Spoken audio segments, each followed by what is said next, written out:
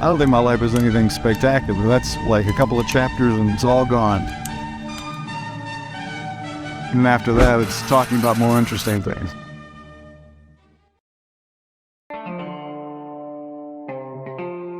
Wild Bill the mannequin fucker, is he still around? Besides being a mannequin fucker, he was also in the business of manufacturing speed. So the use of speed might lead to the need to fuck mannequins then? Not necessarily. I don't think you could draw that conclusion. I think that there's probably people who like to fuck mannequins that would probably be just as happy to do it using heroin. Persistence of these rumors and the quantity of the rumors and the absurdity of the rumors is such that I often scratch my head and say, is somebody making this stuff up? We're going to be playing a long, continuous show for you. We were supposed to play 2 shows at the concert hall. We were taking a break between the shows, and some fans came up to me and said that their younger brother, Hannes, had been to the first show, and he had to go home, and they were going to stay for the second show. And what they wanted me to do was come with them after the second show to their house in Tilton and walk into Hannes's bedroom. He would be sleeping and say, Hannes, Hannes, wake up, it's me, Frank Zappa. And there he was, sleeping in the bed, and I said exactly that. Hannes, Hannes, wake up, it's me, Frank Zappa. And I think that if you don't view your children as people, then they're going to have to go through a transitional stage in order to realize that they are people. If you raise them as commodities, then that'll virtually guarantee you a demented teen period when they have to figure out what's going on. 5 or 10 years later, that same child is going to be putting black makeup under its eyes, dyeing its hair all black, wearing all black leather, putting a bone through its nose. How much sarcasm was there in your 4 rules of music composition? There's always a little bit of sarcasm in everything, but I think basically the rules work.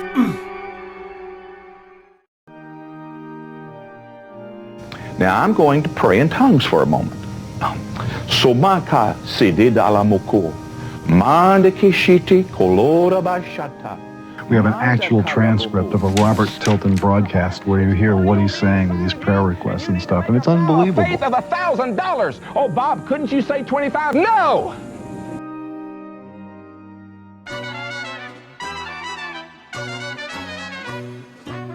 You say in the book, and I quite like the quote, some people say the world will end in ice, some people say the world will end in fire, but you say it will end either in paperwork or nostalgia.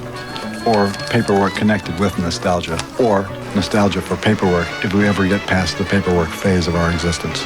I think there's a cartoon in the book that shows people being frozen in, as they're walking along, being nostalgic for the step they just took.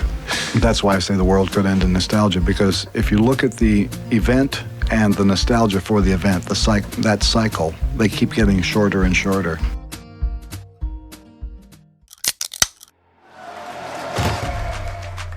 In the book's chapter 12, America Drinks and Goes Marching, you make some very interesting points. Could you elaborate at all on the beer theory?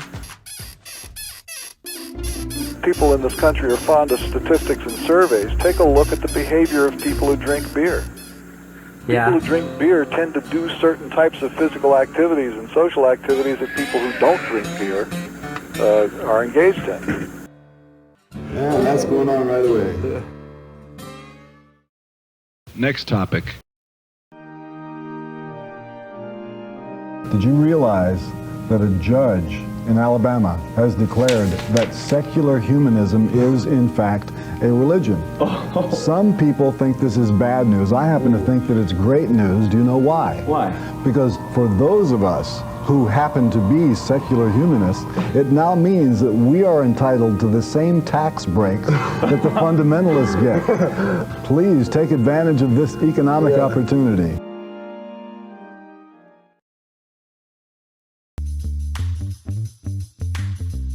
Well, I've said in my book that the reason why there was never going to be a war between the superpowers is that if anybody ever tried to bomb this country, that the Japanese would come in right away to protect us, because if we're gone, Who's buying their stuff? I mean, it's going to get to the point where we won't be able to manufacture anything here. We'll be totally dependent for stuff.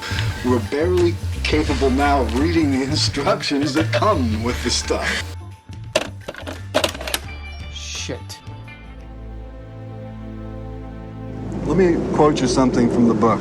I wrote a little chapter on communism. I said communism doesn't work because it's against a basic law of nature. It's against human nature because people want to own stuff.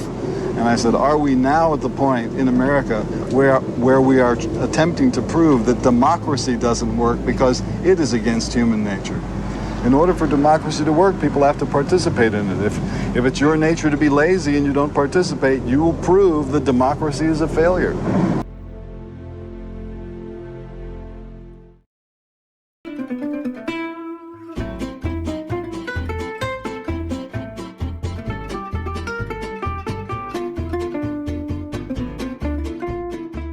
Now, I've actually seen you on CNN. Yeah, sure, I've been on there. In fact, they interviewed me the other day. I put a thing in my book about CNN and how I think they've gone down the tubes, and they interviewed me about that, and I told the same thing to them.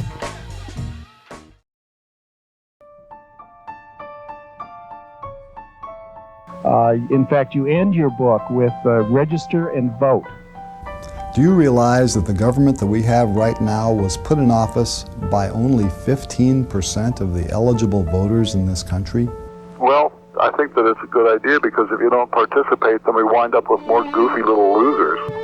The least qualified people for public service are the ones who wind up getting the public offices just because nobody's minding the store. Do you like that? You're 18 now. Why don't you register to vote and let them know how you feel about all the stuff that's going on? So if he's out there listening, Hannes, wake up, it's me, Frank Zappa.